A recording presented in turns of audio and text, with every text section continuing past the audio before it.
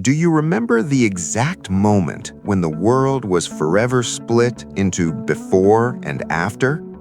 Most likely you don't. But it was on that very day that you committed your first act of betrayal. You took your first step. This wasn't just a physical achievement. It was the moment your I revolted against its unity with your mother, triggering a chemical reaction that psychologists call the psychological birth of the personality. From that second on, you ceased to be part of another person and became their greatest challenge. We are used to thinking of first steps as a celebration. Parents pull out their cameras, applaud, and cheer. But behind those clumsy movements hides something chilling. This is the beginning of the end of absolute obedience. There's a myth that children start throwing tantrums because they are spoiled or tired, but science says otherwise.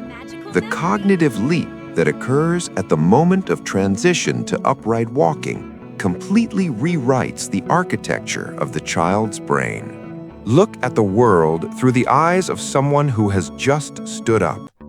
Until this moment, your entire universe was horizontal. You looked from the bottom up, existing in a position of total dependence. But the vertical changes everything. Research shows that when a child's spine straightens, their perception of space shifts. They see the parent's back for the first time. They see objects previously hidden by the horizon of a table. This grants a false but intoxicating sense of power. Now they aren't just being approached, they can choose their own trajectory. It is the first experience of possessing one's own territory. Researchers at Harvard discovered something startling. When a child stands up, the dopamine levels in their brain skyrocket as if they've won the lottery. But there is a dark side. It's called the separation crisis. What they found surprised everyone. The first physical step is the first step toward a psychological war. This is where the most painful paradox lies. While a child is crawling, their mirror neurons work in unison with the parents. I do what you do. But walking requires the destruction of this resonance. To move away, the child must momentarily switch off their empathy for the mother. At that moment, a short circuit occurs in the brain. The child feels the impulse to move, but sees anxiety in the adult's eyes.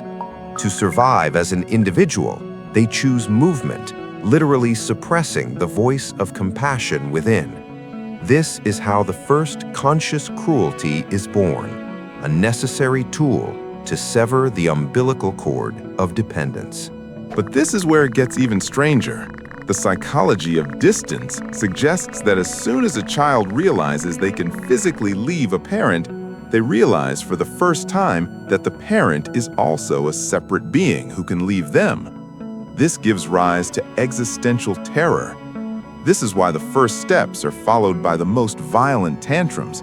It isn't a cry of anger, it is a cry to check the connection. The child is asking, I am leaving, but are you still there?